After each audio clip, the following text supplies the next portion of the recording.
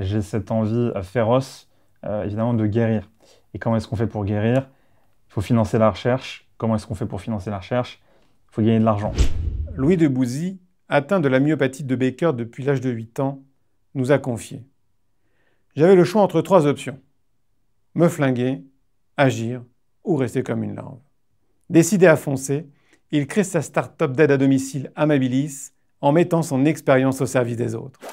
Je me suis rendu compte que les personnes en situation de handicap, peu importe le type de handicap dont ils étaient porteurs, cultivent cette notion d'entrepreneuriat. L'idée d'être confronté à un certain nombre d'obstacles dans la vie de tous les jours, du coup, vous oblige à trouver des solutions alternatives. Et finalement, c'est la définition d'un entrepreneur. Un entrepreneur, c'est quelqu'un qui trouve une solution pour répondre à un problème donné. Moi, très simplement, ça fait une dizaine d'années que je suis en fauteuil roulant et j'ai fait appel à un certain nombre de structures d'aide à domicile. Ça n'a jamais vraiment fonctionné pour moi. Il y avait vraiment 2 sujets majeurs. C'était la fiabilité et la réactivité. Alors, Amabilis, c'est une société de recrutement d'aides-soignants à domicile et on est spécialisé dans la prise en charge de patients qui sont atteints de grande dépendance. Moi, j'ai une myopathie de Becker, donc c'est une maladie qui affecte les muscles. Et donc, très simplement, en fait, j'ai moins de force musculaire qu'une personne standard. On l'a diagnostiqué quand j'avais l'âge de 8 ans. Et j'ai utilisé un fauteuil roulant à partir de l'âge de 19 ans à peu près. Donc, c'est une maladie qui est progressive. Donc, quand j'avais l'âge de 8 ans, ça se voyait quasiment pas. Donc, je jouais au foot, je faisais du ping-pong, etc. Et progressivement, voilà, vous êtes affecté par des faiblesses très concrètement, vous tombez, vous avez du mal à monter les escaliers, vous vous fatiguez rapidement. Et donc, voilà, le fauteuil roulant vient compenser cette perte de la marche.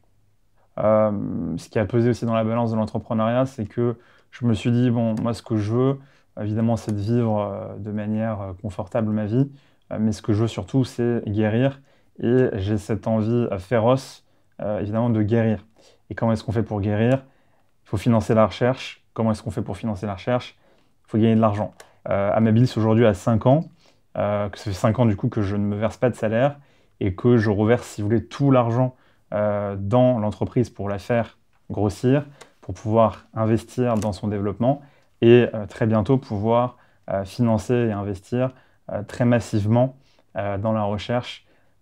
Agir pour agir, ça n'a aucun intérêt, mais agir dans un but précis, évidemment, ça vous procure une énergie démultipliée. Aujourd'hui, Amabilis, c'est une société qui va très bien. On est en très forte croissance. On a plus de 200 collaborateurs. On est en train d'ouvrir des agences un peu partout en France.